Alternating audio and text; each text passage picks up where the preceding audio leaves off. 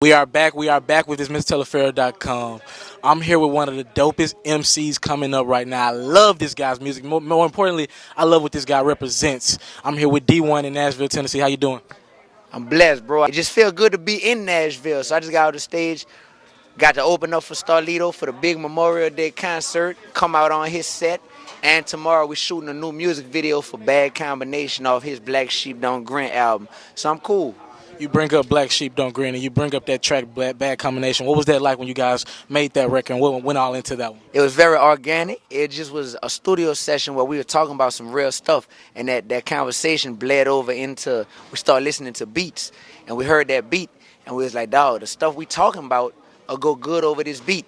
And 40 minutes later, we had a hit song. You know what I mean? Just like that. Now, you bring a lot of pain, a lot of hurt in your music. You talked about how you were actually a teacher a couple years ago. Can you give me a little bit more about what even got you into rap? Yeah, man. So what got me into rap was, as a teacher, I realized that the students would learn hip hop lyrics way before they'd even learn, the lessons I was trying to teach them. So as an artist, I'm still a teacher. I just got a much larger classroom at this point. You feel me?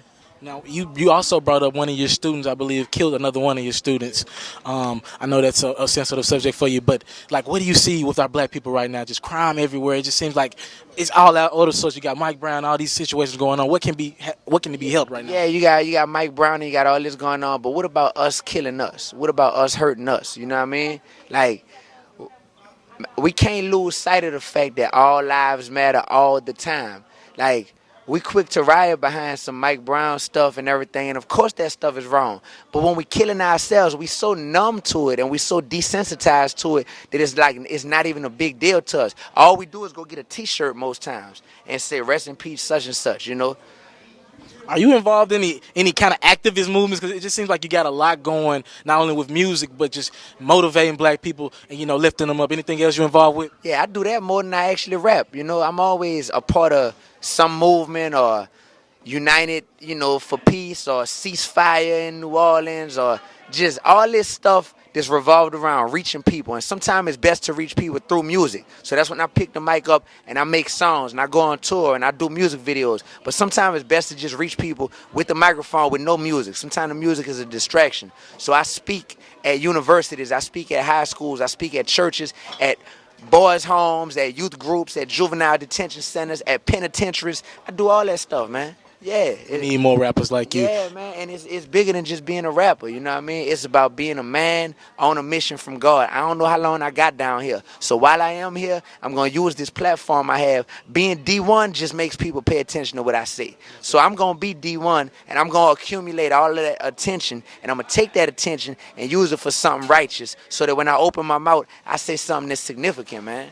Musically, what do you got coming up for us? So musically, I'm about to change the game, man. Like I've hit my sweet spot where I know why God put me on this earth. I know why He put me in the booth, and I'm gonna make music until the end of my career. I plan on rapping for about 10 more years. And honestly, all the music I'm gonna make and I'm gonna put out is gonna be stuff that other artists are afraid to say. You know what I mean? Stuff that hasn't been done before. I don't believe in replicating or duplicating what another man has done. So I'm gonna tell my story. I'm gonna talk about the world from my worldview, and it's just gonna be awesome, man. It's gonna change lives, honestly. If I'm selling records but not changing lives, I'm wasting my time. So I'm gonna change lives and sell records. I'm gonna do both.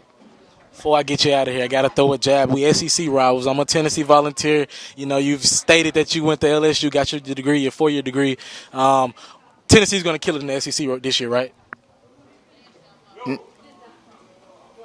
I didn't understand that question. We're gonna have to. You got to come again because you just spoke what I call gibberish, foolishness, pootie tang, booty chatter, whatever you want to call it. Because when the last time y'all beat us in football, bro? Go ahead and answer that question. It's been a little minute, but we ain't going to talk about that. It's been a little minute. A little minute. That smell like a decade or something. You know what I mean? So LSU Tigers, baby. Look, Tennessee, I respect y'all though. Peyton Manning, the most famous quarterback to ever come out of Tennessee. He from New Orleans. He a New Orleans boy. So it's cool, bro. We could do the rivalry stuff if we want. We know who's gonna win the game at the end of the day, man. D1, I gotta thank you again. One of the dopest artists out of Louisiana. Yeah. I just love what this guy represents. I'm telling you, he's gonna be around for a while. He said 10 more years, but this guy's gonna be around as long as he wants to be. His music is that good, that influential. I just love this guy's music. Thank you for doing the interview with me. Thank you, brother. I appreciate it. Much love. It's D1. It's MrTelefarrell.com. Hey, I want to thank you for taking time out of your day to watch my interview, my performance, or maybe it was a feature story. Now, right now, you can either subscribe to my channel or you can watch other performances. Thank you for taking the time out. It's MrTelefarrell.com. After seeing Drake sell 1 million copies, does this change your opinion of Views from the Six? Do you now respect it more, or maybe do you respect it less because people are out buying music that you don't